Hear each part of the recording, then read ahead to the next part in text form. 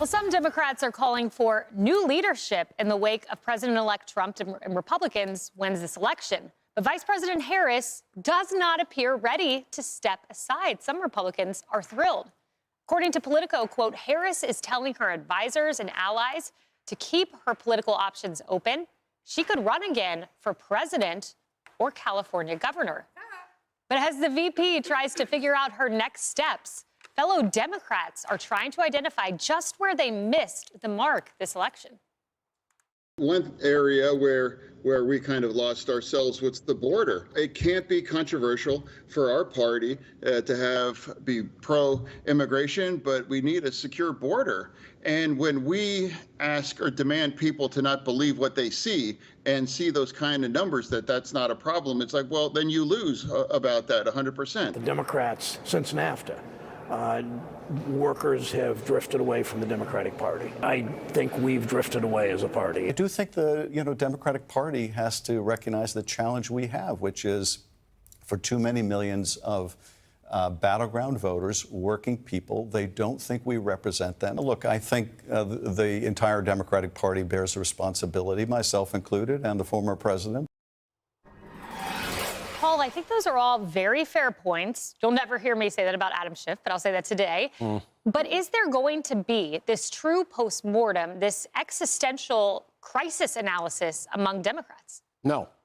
And here's why I believe that they are not capable of doing this, because that party has ideologically been captured by the campus elites, and they became a party of boutique issues that only make sense on the campuses. The problem for them is that these sort of university elites that control the narrative of the people who end up in most of media.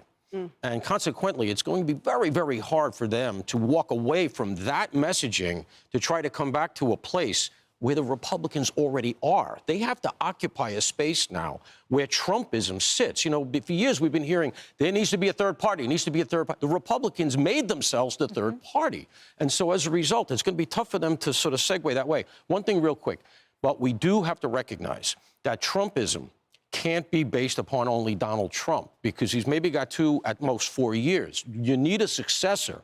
It can't be about the messenger. It has to be about the message. He has to concretize, institutionalize some of the stuff that he's talked about that has tracked the Republicans into the middle. The way you do that is statutes. You got to put these things in law. It can't be on the strength of personality. And so what I'd like to see is some sort of a recognition among this class of professional wrestlers coming in that they realize we got to lock this stuff in place. Yeah. Otherwise, it goes away with Donald Trump. We can't afford that. Without a doubt. And on the conversation of messenger and message, I think that's an appropriate conversation for Democrats, too. James Carville, who was very bullish on Kamala winning, obviously didn't happen. He had something to say about where Democrats go from here. He said, showcase the talent we have. I would have a mini convention in 2026. I would invite people to someplace convenient, invite some of the staggering talent to give speeches to show people, let people see, let ideas permeate, but see who can carry the message of the party. Kennedy, I bring this up because I don't think, look, Wes Moore, talented communicator. Josh Shapiro, talented communicator. I don't think a new communicator is enough. They need to shift this message. This was a wipeout. Donald Trump won the popular vote.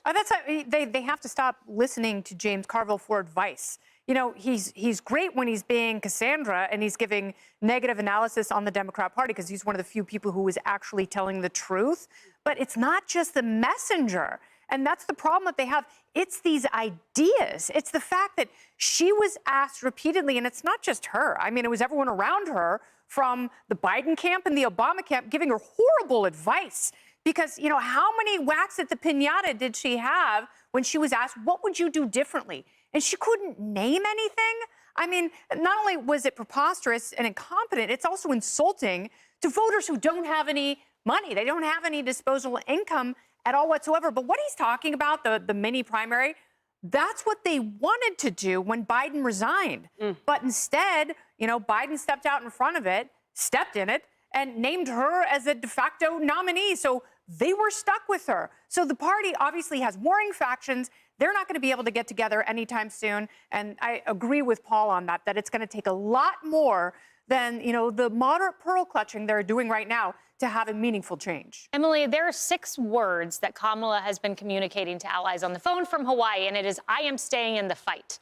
Okay, she loves the word fight, but staying in the fight, I mean, you lost. I think a lot of Republicans would say, yeah, we hope you're the nominee because you lost and you'll probably lose again. Right. Look, the puppet can say what it wants. She's essentially saying, OK, I'm the empty vessel. Use me. Put me where you want. She was always only a prop. I agree wholeheartedly. The Democratic Party right now is an abscess. It is a festering abscess. And what needs to happen if they want to have any type of health, or to Carville's point, if they actually to Adam Schiff's point, if they want to feel represented in any way, there needs to be a serious audit where the crust is thrown off, where the Pelosi's and the Schiffs are discarded, and those on campus who actually aren't the product of the sort of mechanized, baked-in communist professorial academic elite, but really actually those of thought, connect with the party and say, here's how we move forward. Here's how we articulate intelligently and thoughtfully our democratic values, whatever that means, which, by the way, used to just be big government, right? So what does that look like here exactly in these programs?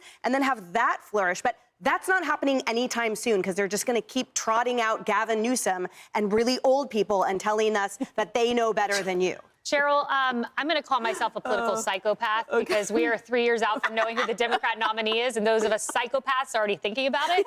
You're a great psychopath. I'm a great You're my psychopath. favorites. But Kamala does lead the early polls, again, psychotically looking at them. But so did Hillary, and then she fell when others came on the scene. Yeah. No, I mean, look, Brian Williams said it best to Seth Meyers. He said, it is insulting when you tell the working class of America that they're paying $40 for a dozen, bounty rolls, and, but the rich can afford it, but they can't. It's insulting to say that there's nothing wrong with the border. Yeah. They insulted the working class of this country, and the working class voted for Donald Trump, full stop. And really quick, the Journal actually had a great point about what their problem is, and it was Bidenomics. And it says the architects of Bidenomics are in denial. They're still in denial about this. They say the argument, what the Biden administration did worked fine, and if you didn't like it, well, then Trump was going to be worse. Yeah, well, the American people said that's absolutely not correct, and they said, the Latinos in Arizona said, hey, I'm going to the grocery store, I can't afford it, and I'm not voting for, business as usual. Yeah, they also called half the country garbage.